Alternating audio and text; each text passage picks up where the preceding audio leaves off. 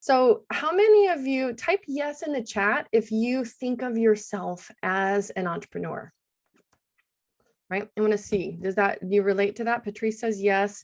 Amy says yes. Okay, tons of yeses. Got it.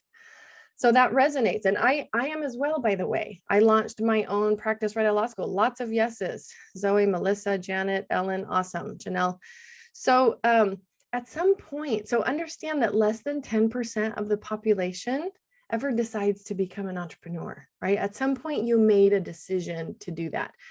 Type yes if you thought it would be easy. I see some head shakes.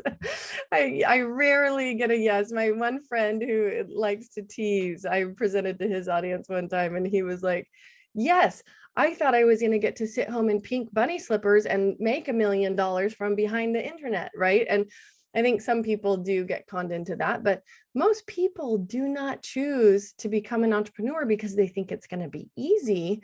Why did you do it? You thought it was going to be worth it, right? So what makes it worth it? Because there is a certain amount of risk. And one of the huge reasons that I love entrepreneurs, I mean, dedicate my work life and more to serve them, is that it takes a tremendous amount of guts and courage to step out into the world and do something on your own, to create your own livelihood, create your own business, create new opportunities for serving people and taking care of your clients and, giving back to your family and communities. So what was your why? Reconnect with your, the time frame where you made the decision. I see Patrice scared to death in 85 when I quit my good government job, right? I bet you got some flack around that, Patrice, like people saying, what are you doing? Leaving a solid job. How many people have heard that? Passion to help others. Yes. Freedom to create a peaceful environment to work in. Yes. Fiercely independent. Totally, Kay. Sorry, Cheryl. And then Kay, help others while creating financial and time freedom for myself. Yes.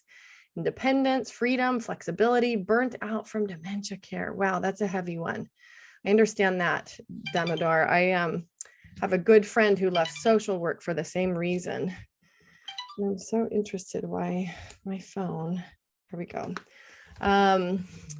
These Apple products that all connect to each other. Okay, freedom to serve the populations I want to work with, exactly, without the restrictions that come for working for somebody else. Yep, Rick says to help the others who suffer, right? Zoe says, I've only ever worked for myself and as an entrepreneur. I can relate to that, Zoe.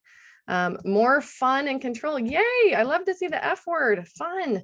And then Janet, best way to scale impact. These are awesome. I love these answers. And our whys are often very big. They're meaningful. They're what drives essentially the boat, our passion, our showing up every day, because entrepreneurship, as probably everybody here knows, is not easy.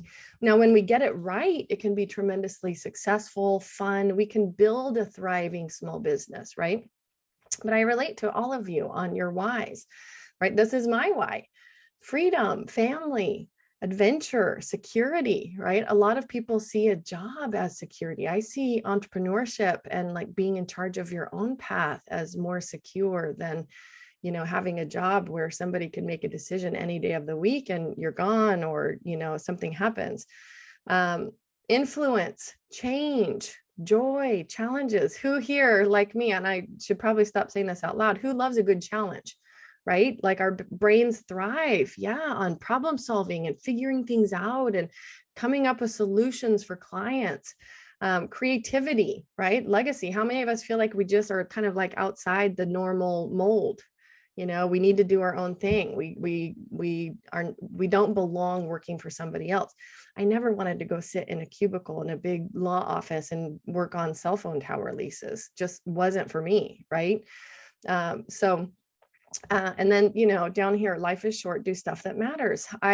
Part of my story is that when I went to law school, my mom was diagnosed with glioblastoma my first year of law school and passed away at the very start of my second year. And it greatly impacted, my life, my perspective on things. Like so many families, she was the glue, things kind of fell apart after that. And it just really changed my perspective on time, on some of the traditional notions that people have, like, we just have to go work for the man or for a corporate setting and get the experience we need before we can really do what we want to do and do meaningful work. And I just refused to buy into that. It didn't work for me to watch my mom pass away at the age that I am now, you guys. And with 6 kids, I was the second oldest, and really dramatically impacted my life and my path. And so I just was no longer willing to take a job and do work that was essentially somebody else's work to do, not mine.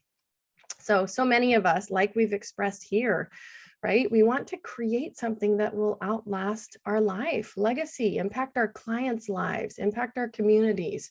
And I think entrepreneurship is just a phenomenal pathway for doing that.